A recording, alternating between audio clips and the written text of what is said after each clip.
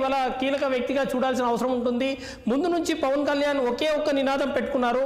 ఆయన చెప్పిన ప్రతి సమావేశంలో ఆయన ఒకే ఒక మాట చెప్పారు, ప్రతిపక్షానికి సంబంధించిన ఒక్క ఓటు కూడా చీలనివ్వను, దానికోసం ఎన్ని త్యాగాలకైనా నేను సిద్ధంగా ఉంటాను. ఇవాళ రాష్ట్రంలో అధికారంలోకి రావడము, వైసీపీని అధికారం నుంచి పంపడము అన్నదే నాకు ఉన్న ఏకైక లక్ష్యం అని చెప్పారు. మరి ఆ లక్ష్యాన్ని ఆయన చేరుకున్నట్టుగానే కనిపిస్తోంది. ఎటువంటి ఎక్స్పెక్టేషన్స్ ఉన్నాయి దురాని గారు? సార్, పిఠాపురం నుండి జనసేనని పవన్ కళ్యాణ్ పోటీ చేసినప్పుడే ముందే కూటమి ఏర్పాటు కోసం ఆయన అనేక సంకేతాలు అందజేశారు. తాను ఎటువంటి దానికైనా సరే ప్రతిపక్షం నుంచి ఒక్క ఓటు కూడా చీలకుండా కూటమి ఏర్పాటు చేస్తానని, అవసరమైతే తాను సీటు తగ్గించుకోవడంతో పాటు 4-5 నిప్పు దిగుతానంటూ ఆనాడే ప్రకటించారు. అందులో భాగంగానే తెలుగుదేశం, భారతీయ జనతా పార్టీ, జనసేన పార్టీలతో కూటమి ఏర్పాటు చేశారు. తను 24 సీట్లు ఆశించినప్పటికీ 21 సీట్లుగా పరిమితం అయ్యి బీజేపీకి సీట్లు ఇవ్వడం దగ్గర నుంచి ఆయన మొత్తం కూటమి నడుపుకుంటూ వస్తూనే తూర్పుగోదావరి జిల్లాలో ఎవరైతే వైఎస్ఆర్ కాంగ్రెస్ పార్టీ వాళ్ళు అసాంఘిక శక్తులుగా ఉన్నారో వారి అంతకు తెరుస్తానంటూ, శాంతి భద్రతలు పరిష్కరిస్తానంటూ ఆయన ముందుగానే హెచ్చరించారు. అందులో భాగంగా ఈ పిఠాపురంలో అనేక 4-5 సమావేశాలు ఏర్పాటు చేసి ప్రతి గడపకు చెప్పే ప్రయత్నం కూడా చేశారు ఆయన. ఆ టైంలోనే ఆయన మత్స్యకారులు కానీ, కాపు సామాజిక వర్గం కానీ, చేనేత సామాజిక వర్గం కానీ ఆయనకి అందించిన అండలను సామాన్య విషయం కాదు.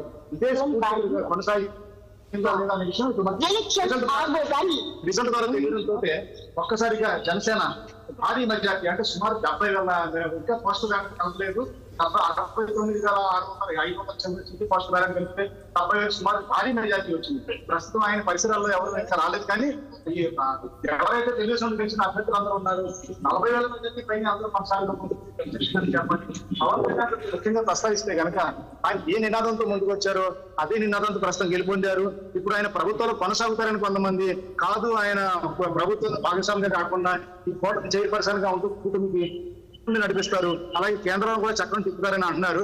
అయితే కనుక తెలుగుదేశం వర్గాలు కానీ, జనసేన వర్గాలు కానీ ఖచ్చితంగా చెప్తున్నారు పవన్ కళ్యాణ్ ఉప ముఖ్యమంత్రి అవుతారు, హోంశాఖ తీసుకుంటారు. అలాగే ప్రత్యేకంగా ప్రస్తావించి కాకినాడ ఎమ్మెల్యే గాను ద్వారంపూడి చంద్రశేఖర్ రెడ్డి కానీ, కురసాల గన్నబాబు కానీ ఆయన ఎవరినైతే విమర్శలు చేశారు, అలాగే పేరుని నాని, కొడాలి నాని ఇలాంటి ఎవరి గురించి అయితే మాట్లాడారు వాళ్ళందరి గురించి కూడా ఆరా తీసి పెట్టుకున్నారని, వాళ్ళందరిపైన సరే చర్యలు కానీ ఇతరత్ర రకాల ఏదైనా తీసుకునే అవకాశం ఉంటుందని.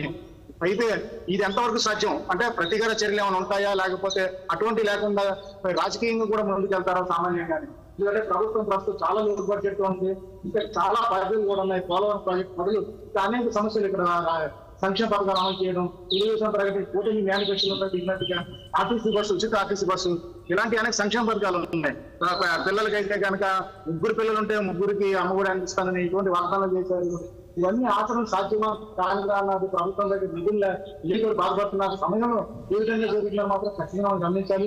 పవన్ కళ్యాణ్ అయితే కనుక స్ఫురదృష్టితోనే వ్యవహరించారు, దాన్ని తప్పకుండా గెలుస్తామని 1,00,000 ఓట్ల మీద గెలుస్తా అన్నారు.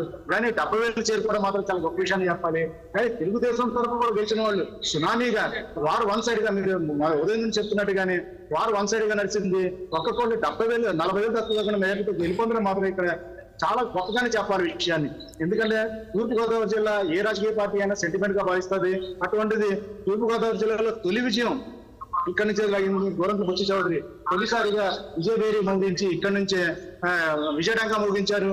అక్కడి నుంచి ఎప్పుడు లేని చరిత్రలో ఏ విధంగా లేనట్టుగా తూర్పుగోదావరి జిల్లా అంటే కాకినాడ కానీ, కోనసీమ కానీ, ఇలాగ రాజమండ్రిలో కానీ ఒక్క స్థానం కూడా వైఎస్ఆర్ కాంగ్రెస్ గెలుపొందకపోవడం చాలా విచిత్రంగా చెప్పాలి. గతంలో వైఎస్ఆర్ కాంగ్రెస్ పార్టీ 151 సీట్లు గెలిచినప్పుడు కూడా తూర్పుగోదావరి జిల్లాలో చూసుకుంటే 2-3 సీట్లు అంటే మండపేట కానీ, పెద్దాపురం కానీ తెలుగుదేశం గెలిచిన సందర్భాలు ఉన్నాయి.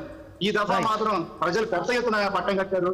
వాస్తవంగా ఒక్కసారి మనం పరిగణిస్తే పోలింగ్ 80% తగ్గేయడం జరిగింది. అయితే ఇంటిని చూసి ఏమనుకున్నారంటే ప్రభుత్వ వ్యతిరేకంగా ఓటు పట్టాదా అన్నది ఒక మీమాంస నడిచినప్పటికీ, కానీ సైలెంట్ ఓటింగ్ నడిచింది. ప్రభుత్వ సంక్షేమ పథకాలు అందుకున్న వాళ్ళు, మహిళలు వైఎస్ఆర్ కాంగ్రెస్ పార్టీ ఓటేశారు అన్న మీమాంస నడిచింది. అయితే ఈ ఈవీఎం బ్యాలెట్ తెలిసిన తర్వాత ఈ అనుమానాలు కానీ, ఈ సందేహాలు కానీ పటాపంచలు అవుతూ ఒక్కసారిగా సునామీ ఎగిసిపడ్డట్టుగా పడి జనసేన కానీ తెలుగుదేశానికి కూటమికి ఉవ్వెత్తున విజయం మాత్రం వరించిందని చెప్పాలి. ఈ సమయంలో పవన్ కళ్యాణ్ నేతృత్వం వహించే మాత్రం పాత్ర చాలా ప్రాధాన్యత చాలా మంది విశ్లేషిస్తున్నారు. రైట్, మళ్ళీ వస్తాను మీ దగ్గరికి. నేను ప్రధానంగా మనం ఒకసారి గుంటూరు వెళ్ళాల్సి ఉంది. గుంటూరులో మొత్తంగా ఎటువంటి పరిణామాలు ఉన్నాయి మనం చూడాలి. పవన్ అసలు